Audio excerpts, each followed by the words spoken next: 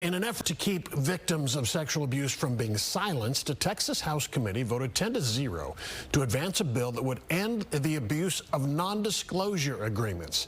The key testimony came from Cindy Clemishire, who said she was repeatedly molested as a child by Robert Morris, the founder of South Lake's Gateway megachurch. Fox 4's Lori Brown live tonight with more on the story. Lori.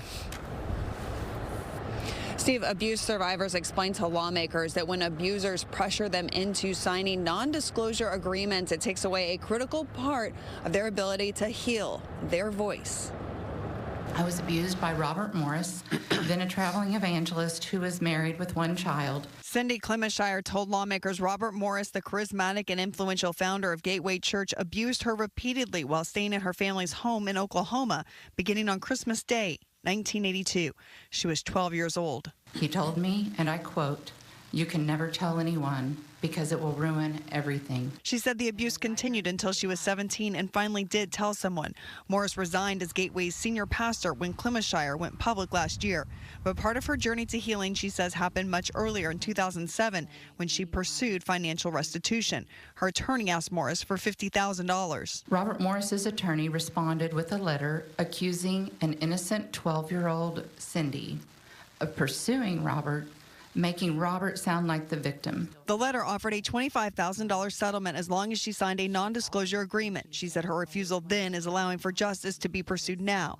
Last Wednesday, Morris was indicted in Oklahoma on 5 counts of lewd acts with a child. Each carries the potential of 20 years in prison.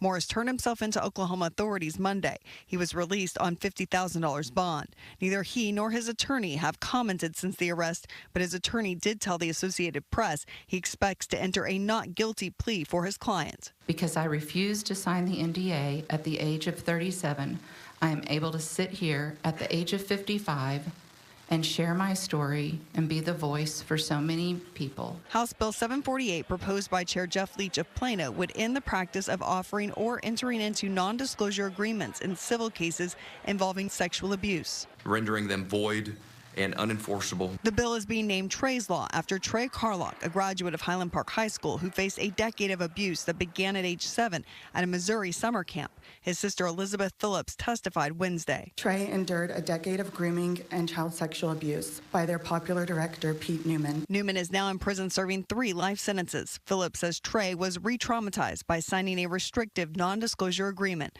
Lawmakers say their goal is to protect Texas children from abusers by removing the secrecy that right now protects perpetrators. One of the reasons that it exists so pervasively is the culture of silence that really surrounds the issue. It's you hire a bad employee, they do something horrible, oh no, that's terrible, let's settle the claim, there's a non-disclosure agreement, and then that pastor, teacher, volunteer moves on to another church and they continue their acts of abuse. The bill now moves to the House floor. It would also need approval by the Senate before heading to the governor's desk. Steve. All right, Lori Brown reporting live. Lori, thanks.